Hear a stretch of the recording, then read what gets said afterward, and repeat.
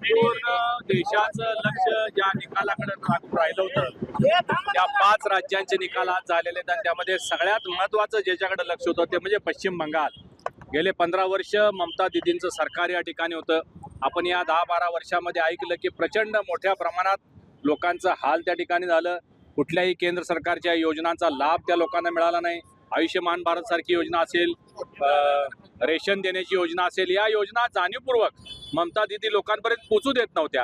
भारतीय जनता पार्टीचे आमचे वरिष्ठ नेते आणि प्रधानमंत्री आदरणीय मोदीजी, आपले गृहमंत्री अमित शाह साहेब आणि आमचे राष्ट्रीय अध्यक्ष नितीन नबीनजी यांनी गेले 2 वर्ष या पश्चिम बंगालमध्ये अथक मेहनत घेतली। लोकांपर्यंत आमचे भाजपचे कार्यकर्ते पोहोचले, पक्षाची भूमिका त्या ठिकाणी सांगितली, केंद्र सरकारची भूमिका त्या ठिकाणी सांगितली आणि ही जुलमी राजवट उलटवून टाकण्याचं काम पश्चिम बंगालच्या जनतेनं केलं। मी त्या जनतेचं सुद्धा अभिनंदन करेन आणि प्रधानमंत्री मोदीजी ज्यांच्या नेतृत्वामुळं हे शक्य झालं त्यांचंही अभिनंदन करेन।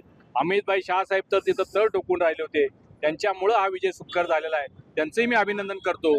त्याचबरोबर राज्यामध्ये 2 राज्य पाँडिचेरी आणि आसाम इथं एकतर्फी निकाल भारतीय जनता पार्टीच्या वतीनं झालेला लागलेला आहे आणि मोठं मॅन्डेट पक्षाला मिळालेलं आहे। इतर तामिळनाडू आणि केरळमध्ये आपला फार सहभाग थेट नव्हता, त्यामुळे त्या 2 राज्यांचा विषय नाही, पण 5 पैकी 3 राज्यांमध्ये बहुमतानं आपलं सरकार आलं। मला वाटतं इथून पुढं पश्चिम बंगालचा विकास ज्याप्रमाणे इतर राज्यांचा विकास झालेला आहे त्याप्रमाणे पश्चिम बंगालचा विकास होईल। ज्या पद्धतीनं आज निकाल लागला हेही आपल्या लक्षात आलं असेल की घुसखोर बांगलादेशी यांच्या मताच्या जोरावरच ममता दीदी आजपर्यंत निवडून येत होत्या, हे सुद्धा आज आपल्याला स्पष्ट झालेलं आहे। ते लोक आता बाहेर पडलेले आहेत आणि त्याला आता उरले सुरले जे कोण असतील ते सुद्धा या देशातून हाकलून देण्याचं काम आमचे सन्मान्य गृहमंत्री करतील।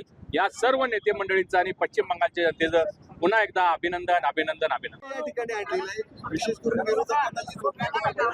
आज बंगालमध्ये जुलमी राजवटीचा अंत झाला असं म्हटलं तर वावगं ठरणार नाही, कारण गेल्या 15 वर्षांमध्ये भारतीय जनता पार्टीच्या अनेक कार्यकर्त्यांच्या हत्या झाल्या आणि आपण जर विजयाला मिळाल्यानंतर त्या महिलांच्या प्रतिक्रिया एक मिळाल्या, त्यात काय म्हटलं की आता आम्ही मोकळेपणानं जय श्रीराम म्हणू शकतो। त्यामुळं हा विजय गेली अनेक वर्ष ज्या ठिकाणी कार्यकर्त्यांनी मेहनत केली त्याला आणि राष्ट्रीय अध्यक्ष आमचे त्यावेळेचे अमित शाह यांनी कठोर तपश्चर्या केली, त्यामुळे आता बंगालमध्ये जंगल राज संपुष्टात आलेला आणि खऱ्या अर्थानं लोकशाही निर्माण झाली असं म्हटलं तर वावगं ठरणार नाही। आता खऱ्या अर्थानं बंगाल विकासाच्या दिशेने वाटचाल करेल।